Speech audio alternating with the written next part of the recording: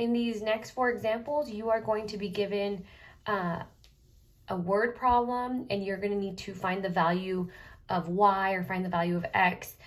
So it's going to take a little bit more steps. So first we're going to find k, then we're going to write our equation. But this third step that's extra is that plugging in a value using the equation we found to find the other value.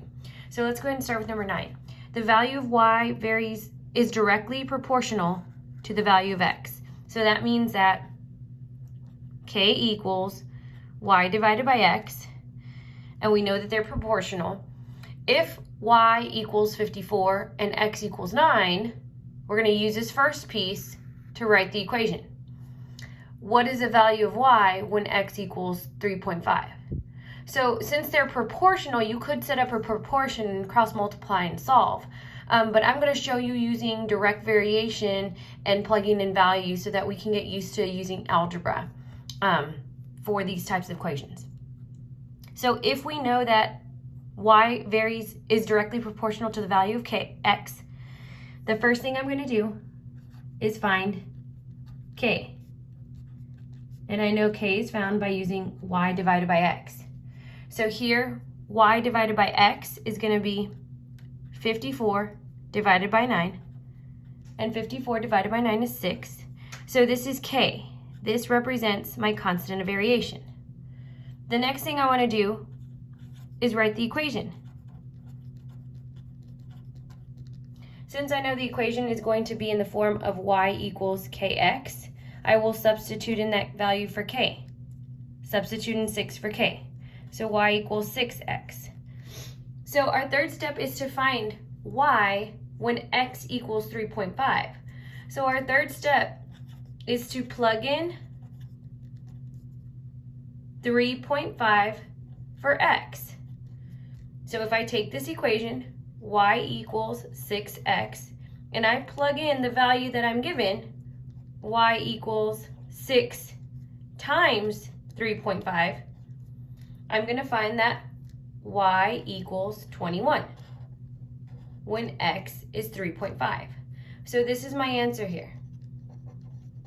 I found my answer by identifying what k is, writing my equation for direct variation, and substituting in the value that they give us to find y. Let's look at another example. Example number 10. The value of y is directly proportional to the value of x. If y equals 45 and x equals 20, what is the value of y when x equals 14? So again, I'm going to find k using the values they give us, because it's y is directly proportional to the value of x. So I'm going to find k, y divided by x, 45 divided by 20.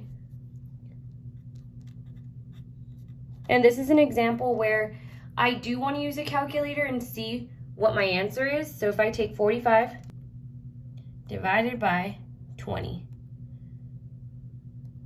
it gives me 2.25 as a decimal, or a fraction of 9/4. You can simplify 45 divided by 20. So you can use either one. Either one is acceptable. Just understand that you will see both forms. So this simplifies to 9/4 or 2.25. This would be my k. So this next thing I want to do is go ahead and write the equation. You can use the equation of 9/4 for k, or 2.25. So my equation is going to be y equals, I substitute in that value for k, which is 9/4 or 2.25. I'll go ahead and use a decimal. And now if I want to find the value of y when x equals 14, I'm going to plug in 14 for x. So step 3, I'm going to plug in 14 for x. So y equals 2.25 times 14. When I take 14 times 2.25, I will get 31.5. And this is the value of y when x is 14. this would be my answer here. But I showed my work by identifying what K was, writing the equation, and substituting in the value for X to find Y. Now we're going to look at 2 word problems. In these word problems, it tells you a person's weekly pay is directly proportional to the number of hours worked. So when we read that, we want to understand that this is telling me why a person's weekly pay is directly proportional to the number of hours X. Y directly is proportional to X. So here I want to identify Y divided by X and be able to tell myself that this is the weekly pay and X represents the hours, the number of hours worked. So in the description, it tells me that Eduardo's pay is $323 for 15 hours of work. Find the amount of pay for 35 hours of work. So we want to first identify what K is in this situation. What is a constant of variation? So if I want to find K, I know that K is Y divided by X. From what they give me, this value here is Y. 15 represents X. So I'm going to take 323 divided by 15. This is a question or problem where you want to keep it as a fraction. So if I take 300, I'm going to clear all of this out. 323 divided by 15. It doesn't simplify. It does come out to a decimal of 21.5. I don't want to round that. I won't get an accurate answer. So I'm going to keep my fraction as 323 over 15. I don't want to write the fraction for this case. So since K is 323 over 15, I can now write the equation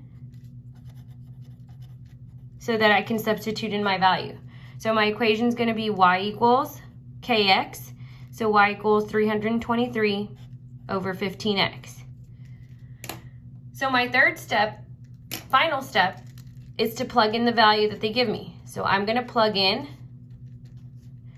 the X value, since I'm given 35 hours, this is X, plug in 35 for X, and we labeled it over here. X is our hours.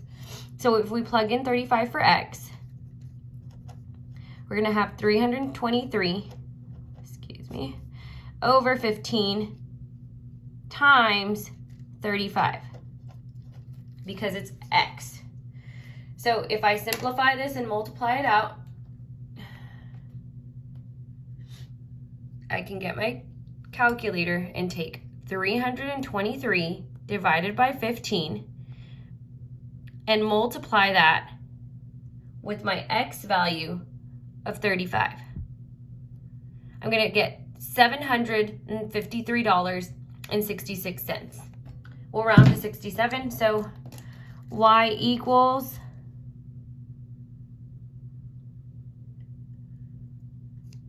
$753.67. So this would be the weekly pay for 35 hours of work. This here is my answer. I'm going to move on to the last example. In this example, the distance D a train travels varies directly with the amount of time T that has elapsed since departure. So since we know the distance varies directly with the amount of time, we can identify Y is my distance and X is my time. So since they vary directly, I know it's Y divided by X, where Y represents the distance, X represents the time. If the train travels 475 miles in 9.5 hours, this is my first step that I'm going to use to find K. How many miles did the train travel after 4 hours? So first I'm going to find K by taking Y divided by X. And here Y is going to be 475 miles. I'm going to scratch that out. 475 miles divided by 9.5 hours. So when I take 475 divided by 9.5, I'm going to get 50. So here K is equal to 50. Then I'm going to go ahead and write my equation so that I can substitute in the value they give me to find how many miles. So my equation is going to be y equals kx, y equals 50x. So if I need to find how many miles, y, did the train travel after 4 hours? 4 represents my x again. So here I'm going to plug in for x, the value 4.